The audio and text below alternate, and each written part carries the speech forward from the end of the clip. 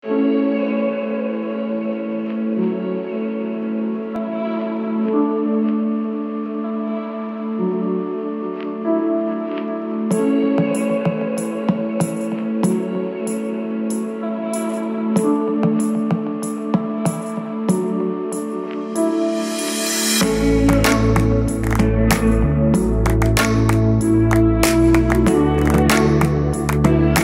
je suis Roland Virondeau, architecte scénographe.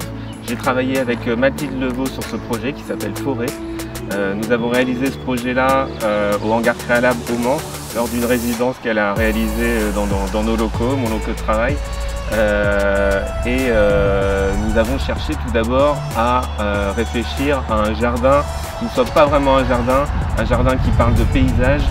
Et tout de suite nous est venue l'idée de travailler sur la forêt, dans le sens où pour nous la question de la verticale dans le paysage c'était un début d'aménagement paysager. Et voilà, et on a voulu créer une installation immersive où le spectateur, pendant le temps de la traversée de l'installation, se retrouve au milieu d'une forêt, bercé par les bruits alentours qui transpercent la toile, et puis par aussi les rayons du soleil qui traversent la toile lorsque le soleil est là, et créent des rayons de lumière à l'intérieur de cette forêt. Au sol, on a un paillis qui crée une souplesse et une odeur qui rappelle également la forêt.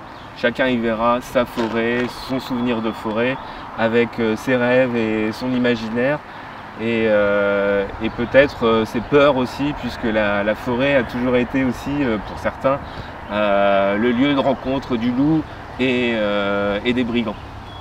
Voilà, donc on a réalisé ce projet depuis la France avec toute ses détails techniques, et puis après il a fallu le réaliser ici. On avait commandé travaillé sur une toile française qui nous permettait de contrôler l'élasticité de la toile, et puis le percement des trous dans la toile pour créer ces rayons de lumière. Et finalement on s'est rapatrié sur une toile canadienne qui a été cousue sur place.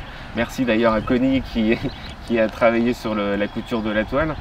Et malheureusement, celle-ci avait plus de coton que de lycra, ce qui nous a empêché de réaliser nos trous comme on voulait le faire au départ. Et on a dû trouver une astuce pour réaliser des trous parfaitement ronds qui créent justement l'illusion des rayons. Voilà, quoi dire d'autre? On a mis à peu près une dizaine de jours à réaliser ce jardin à deux. Voilà, sans vraiment de surprise, même si on a découvert quelques surprises d'effets visuels après la réalisation, notamment au moment de la pluie, parce que il y a deux temps en fait dans l'installation, soit il pleut, soit il y a du soleil. Quand il pleut, les rayons ne transpercent pas, mais il se passe autre chose.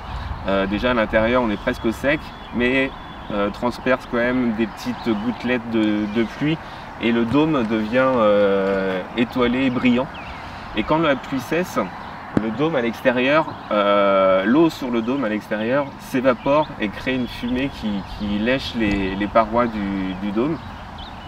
Et puis quelques minutes après apparaissent les rayons de lumière à l'intérieur de la toile. Alors pour capter ces rayons de lumière, on a utilisé un brumisateur qui crée le grain qui permet justement de capter ces rayons. Le spectateur dans cette situation est à lui de créer ses propres émotions. On n'a pas l'intention de chercher une émotion en particulier auprès des spectateurs. Voilà.